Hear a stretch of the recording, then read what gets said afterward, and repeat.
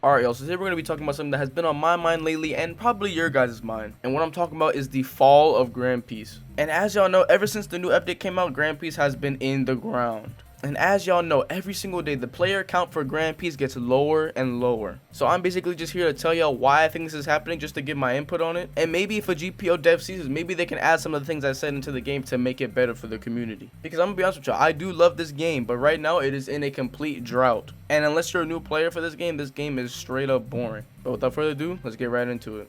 So the first thing I want to talk about in this game is the trading market. If you guys have played GPO before and you've traded before, you know the trading market is horrendous. You will have to pay literally almost an arm and a leg just to get a fictional item. It is actually crazy. Like, just take a look at some of these screenshots. How is any player, any normal player, going to get these type of items? Like, there's just no way. It's not possible for someone who just plays the game casually. And not everybody just wants to sit on their computer playing GPO all day, unless you want to. But even if you did, this still would not be possible. And fruits that would take you hours of shit farming, dungeon grinding, and any other form of grinding would be worth nothing in the trade market. Basically saying that everything you've worked for, all these fruits that you worked for, have zero value. So you're essentially grinding for these fruits for no reason. So now I no longer see a point to ship farm or dungeon farm for fruits, because I know I'm not either going to get anything good or it's going to be worth absolutely nothing. And yes, there is an off chance where I could get a Pika or a Magu, but that's like a 0.01%. And you don't have to believe me if you don't want to, but a Pika by itself really isn't worth that much anymore. But that's just the tip of the iceberg. We can keep going deeper and deeper talking about the scamming market and the pay to win aspect of this game, but that's for another topic.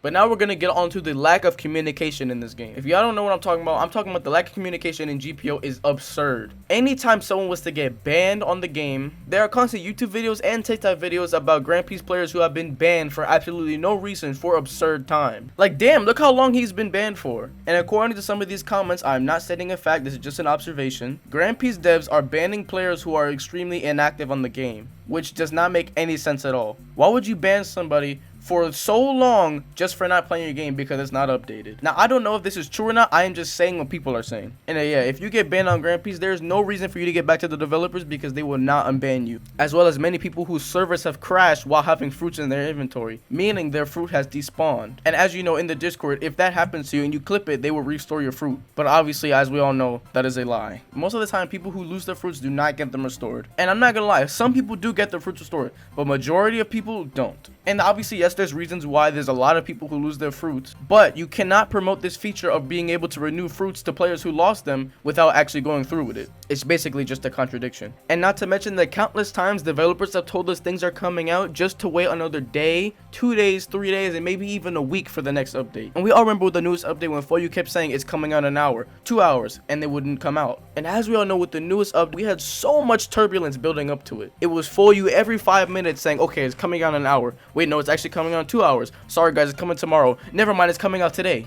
But then in reality, it didn't come out till 2 or 3 days after the update was supposed to. And yes, I would give him the benefit of the doubt. It's very hard to update a Roblox game, but what you should not do is give your fans a false sense of security and thinking the update is coming out. Just keeping people on their toes and making everybody live stream for no reason. I'm pretty sure most players would rather you just be straight up with them and tell them the update is not ready and it will come out in 2 days, instead of leading everybody on for no reason. It would just fix up and avoid a lot of confusion in the community. But maybe there's things behind the scenes that I don't know about. This is just my opinion. But on to the next topic.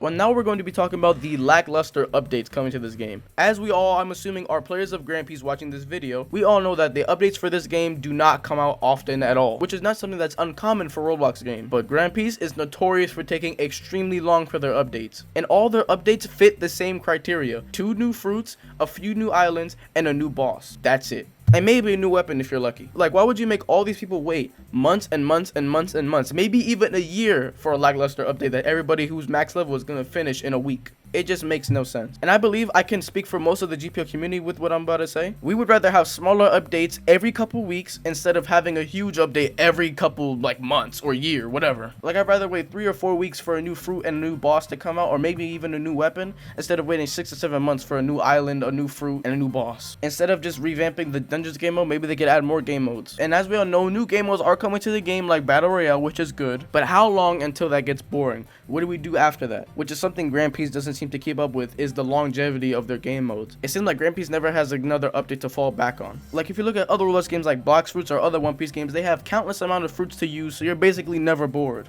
Like how many times am I gonna run dungeons and get nothing? How many times am I gonna not get any trades because it's too expensive? Like how long do I have to deal with the same problems over and over? Like why don't they raise the max level cap, add some new fruits, rework all the fruits, maybe adding some awakening because they would add some substance to the fruits. But these are just ideas, not something that has to happen, but these are just things that will make the game more fun.